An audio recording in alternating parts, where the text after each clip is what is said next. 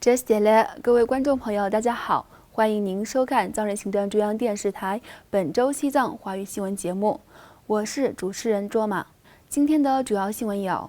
斯真洛桑孙格举行新闻发布会，介绍2019新冠病毒最新消息；流亡藏人捐款援助印度政府对抗2019新冠病毒；巴西西藏之家举行在线研讨会，帮助人们在疫情期间消除精神困扰。比利时国会议员敦促中共无条件释放第11世班禅喇嘛更登确吉尼玛。下面请看详细内容。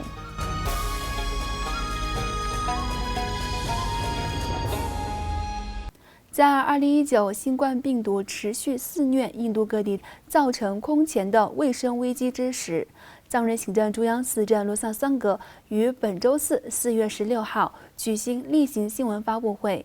敦促所有藏人保持社会距离，停止任何社会或宗教活动，并严格遵守印度及所在国政府发布的防疫指令。司政罗萨桑格在新闻发布会上，首先向藏人民众和各国信众强调，达赖喇嘛尊者的身体非常健康，请公众不必担忧，并呼吁各国信众遵循达赖喇嘛尊者近日对美国《时代周刊》发表的开示，在祈祷的同时，肩负起各自的责任，以慈悲之心帮助他人，共同对抗疫情对身体和心灵方面带来的压力和危机。司政进一步强调，藏人行政中央所在地喜马偕尔邦已被排除在印度政府发布的2019新冠病毒红色区域之外。司政罗萨桑格还在新闻发布会上指出，据悉全球各地大约有100多名藏人感染了新冠病毒，但司政澄清，其中多数藏人已经康复。在谈到印度总理莫迪宣布全国宵禁时间延期至5月3日的情况时，司政罗萨桑格强烈呼吁所有藏人继续待在家中，以负责任的态度严格遵守印度政府和各邦政府发布的相关防疫指示。而外交与新闻部新闻处秘书长茨旺加布阿日亚在新闻发布会上呼吁，目前在宵禁期间停留印度和各国面临签证过期的藏人，尽快与当地藏人定居点工作人员和藏人行政中央驻各国办事处联系。内政部秘书长茨旺卓玛女士介绍了内政部为应对2019新冠病毒危机及其影响而采取的措施，并强调内政部正在密切观察流亡藏人社区763名老年人的健康，以及每月对贫困民众对援助资金也将在疫情期间大幅度增加。另外，为了表达对印度政府防止2019新冠病毒疫情所做的努力的支持和声援，流亡印度各地的藏人响应藏人行政中央的号召，纷纷向所在地政府捐赠物资，援助印度民众渡过难关。为了感谢印度政府和人民，特别是卡纳塔克邦政府长期对流亡藏人的支持和援助，印南各藏传佛教寺院以及卡纳塔克邦境内的5个藏人社区，于近日分别向总理救济基金、卡纳塔克邦首席部长救济基金等捐款2000多万，表达对当局防护工作的声援和支持。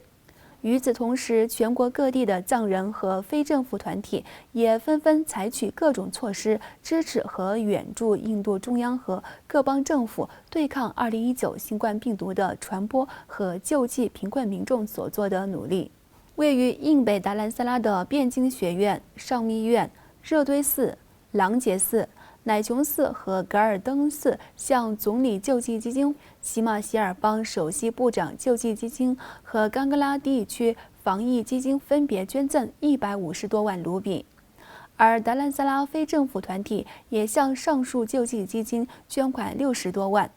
此外，位于西蒙加拉邦的大吉林藏人社区向该邦救济基金捐款15万卢比。藏人行政中央驻拉达克首席代表次丹旺鸠先生代表当地藏人社区向拉达克政府的新冠病毒防疫基金会捐赠57万卢比。另外，包括印度南部的热堆寺和达兰萨拉乃琼寺在内的许多寺院和藏人民众，向印度贫困民众和弱势群体以及领取微薄日薪的工人提供生活和医疗用品，帮助他们顺利度过宵禁期间造成的难关。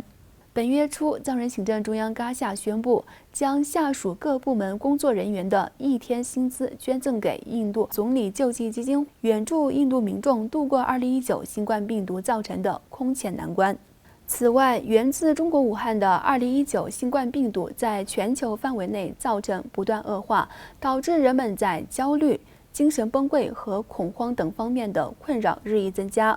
因此，藏人行政中央驻各国办事处组织高僧和格西及佛学专家提供佛学和禅修等网络课程直播，为身心障碍者提供有关佛教安抚心灵方面的知识，消除疫情带来的身心压力和焦虑等。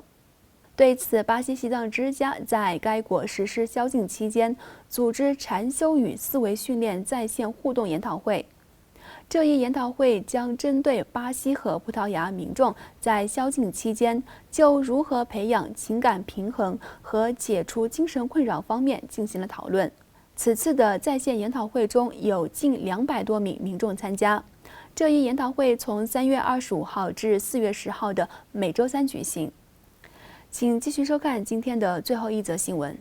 长期以来关注和支持西藏自由事业的比利时国会绿党议员塞米尔·科克拉蒂先生于4月8号发表声明，敦促比利时外交部向中共当局施加压力，